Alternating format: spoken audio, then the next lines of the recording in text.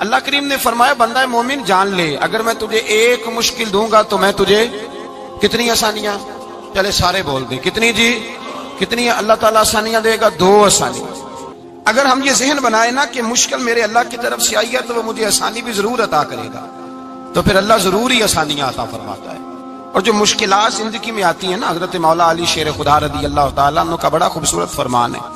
حضرت علی فرماتے ہیں جب تجھے مشکل آتی ہے تو وہ تجھے رب کا پتہ بتانے آتی ہے، وہ تجھے اللہ کا پتہ بتاتی ہے، اس لیے کہ جب تو سارے اسباب کر لیتا ہے، جو ضرورت ہوتی ہے پوری کرتا ہے، تندرست ہو کے وہ کام کرتا ہے، پھر بھی کام نہیں ہوتا، تو اس کا مطلب ہے کرنے والا تو نہیں، کرنے والا کوئی اور ہے جو کام کرنے والا کوئی اور ہے۔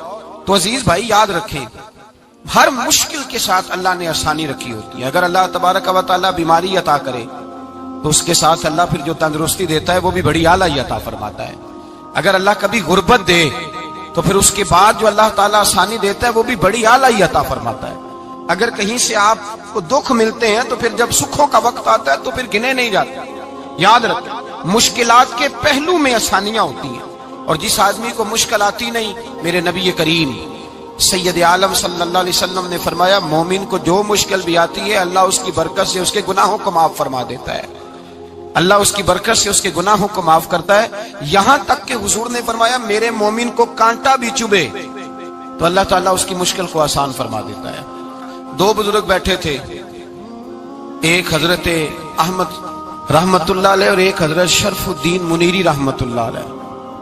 تو حضرت شرف الدین منیری کہنے لگے کہ دوست اصل میں وہ ہوتا ہے جو دوست کی طرف سے آنے والی تکلیف پر صبر کرے، جو اللہ کی طرف سے آنے والی تکلیف پہ صبر کرے وہ اللہ کا محبوب ہوتا ہے۔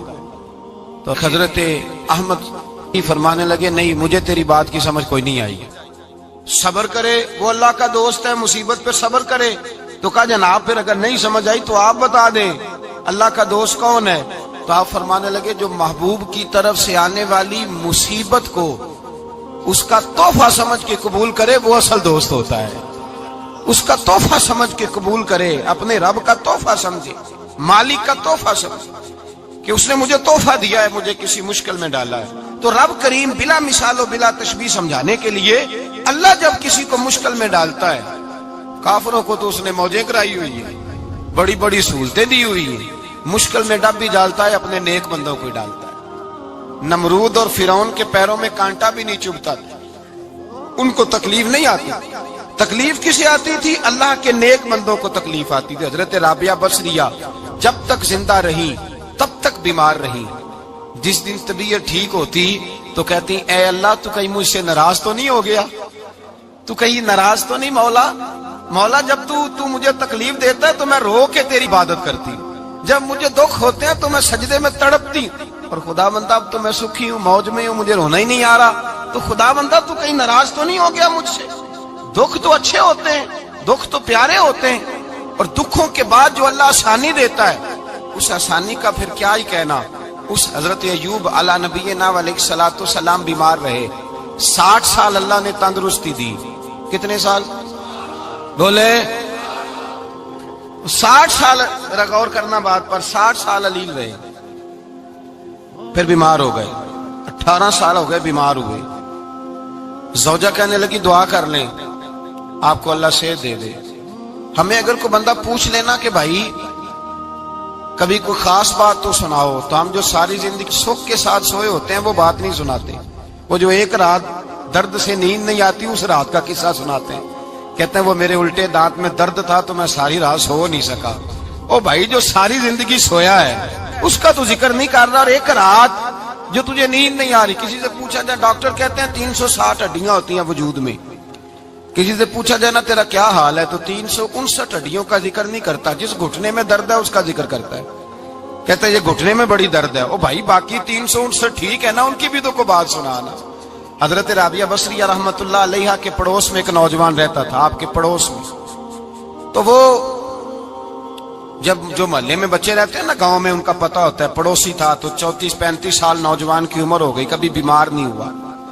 ایک دن اس کی طبیعت علیل ہوئی، سر میں درد ہوا تو اس نے پٹی باندھ لی سرخ رنگ کی، باہر نکل کے آیا، حضرت رابعہ بصریہ علیہ رحمہ نے دیکھا تو فرمانے لگے بیٹے خیر ہے؟ لگا جی اماں جی سر میں بڑی درد ہے. آپ فرمانے لگے کتنی عمر ہو گئی؟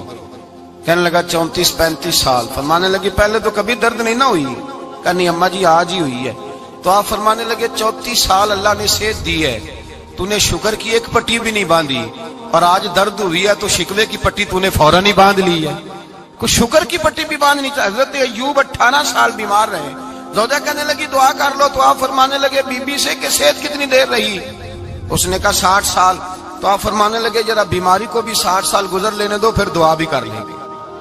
یہ دعا کی, اللہ یہ لفظ کہے, اللہ نے صحت دے دی, تندرستی آ گئی. ایک دن گھر میں بیٹھے بیٹھے زوجہ کہنے لگی کہ ایوب یہ بتاؤ دکھ اچھے کہ سکھ؟ آپ فرمانے لگے سارے دن ہی اللہ کے ہیں, پر دکھ بڑے اچھے تھے. مجھ سے پوچھو تو دکھ بڑے اچھے تھے. کہا کس طرح؟ تو حضرت ایوب فرمانے لگے جب میں بیمار تھا تو 24 گھنٹے میں ایک دفعہ میرا رب میرا حال پوچھا کرتا تھا. ایک دفعہ میرا اللہ پوچھتا تھا ایوب تیرا حال کیا ہے؟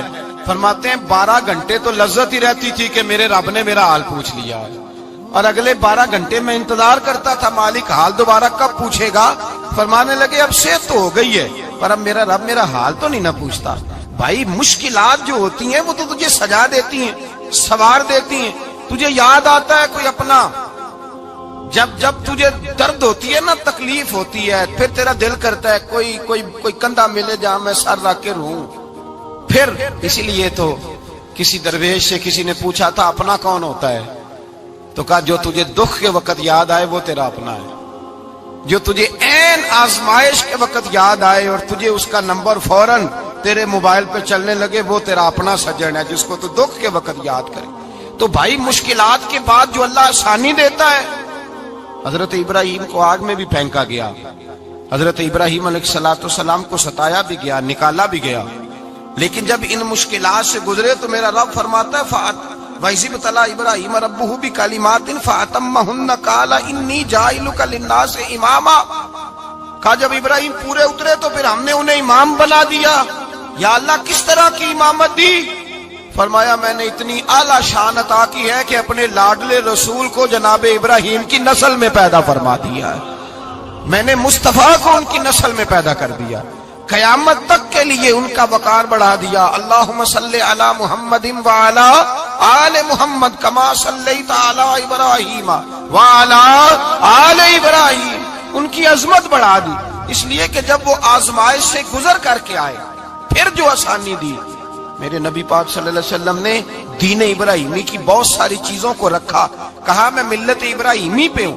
جب کوئی مشکلات کو عبور کر کے آتا ہے, جب کوئی تکلیفیں سہ کر کے آتا ہے, اس کے لیے جو اجر ہوتا ہے, اس کے لیے جو پھر اللہ کتنی ذرا بڑی توجہ کیجئے گا. لوگ سمجھتے ہیں فلاں آدمی مشکل میں ہے تو شاید مشکل میں ہی رہے گا, فلاں آزمائش میں ہے تو شاید میرا اللہ فرماتا ہے ایک مشکل دے کے میں 2 آسانیاں بھی دوں گا. تم مشکل دیکھ رہے ہو, مشکل نہ دیکھو, وہ جو اس کو بعد میں آسانی آنے والی ہے, اور ڈبل جو میں اس پر نعمت کرنے والا ہوں اس کو دیکھو. حضرت یوسف کو بھائیوں نے کنویں میں ڈال دیا تھا, اور جب کنویں سے نکلے تو مصر کے بازاروں میں بکے, اور پھر زلیخا نے الزام لگایا تو حالات بگڑ گئے. حضرت یوسف کو جیل جانا پڑا. کتنی کٹھن زندگی تھی, لیکن میرے مالک کو کچھ اور ہی منظور تھا. کنویں میں گرنے والے, بازار میں بکنے والے, جیل میں جانے والے, الزام لینے والے جناب یوسف کو رب کریم نے اسی مصر کا بادشاہ بنا دیا. اللہ پاک نے اسی مصر کا حکمران بنا دیا. یاری تیری سونا پر ازمیشاں تیریاں اگ, اے سونا پرکھیا جاوندائی پہلو نال اگاں دے لگ. اس کے لیے تھوڑا سا جتن کرنا پڑتا, تھوڑے کٹھن حالات سے گزرنا پڑتا, تھوڑی آزمائشوں کا روپ دیکھنا پڑتا. ہم چاہتے ہیں کہ ہمیں چھیڑے کوئی نہ کوئی تکلیف نہ آئے, کوئی آزمائش. یہ ہو نہیں سکتا میرے بھائی. نامی کوئی بغیر مشقت نہیں ہوا. 100 بار جب عقیق کٹا تب جا کر نگی ہوا. ہم چاہتے ہیں کہ ہمیں کچھ بھی دقت نہ آئے, مشکلات نہ آئے, اور مشکلات تو انسان کو سنوارتی ہیں بھائی, وہ تو نکھارتی ہیں. کبھی پوچھا کرو جا کر کے کسی گندم کے دانے سے کہ تو کہاں سے ہو کے آیا ہے, کہاں سے نکل کے آیا ہے, تو وہ بتلائے گا کہ بڑے مشکل مراحل سے گزرا ہوں, اور پھر اللہ نے مجھے طاقت دی ہے کہ میں انسان کے وجود کا حصہ بناؤں. تو بھائی کٹھن مراحل, آزمائشیں, تکلیفیں, یہ انسان کو بڑا انسان بنا دیتی, یہ اس کے لیے ترقیوں کا پیش خیمہ ہوتی. ہمارے جمال پریشان ہو جاتے ہیں. عورتیں خاص کر کے اس بات پہ توجہ کریں, وہ بڑی جلدی غم لے جاتی ہیں. وہ کہتی ہیں جانے میرا کچھ ہوگا ہی نہیں, جانے میرا کچھ ہو ہی نہیں سکتا. میرے بھائی درجنوں اور بیسیوں لوگ ایسے ہیں جن کی اولادیں نہیں تھی لیکن نام ان کا ان سے بھی زیادہ ہے جو بڑے بڑے صاحب اولاد.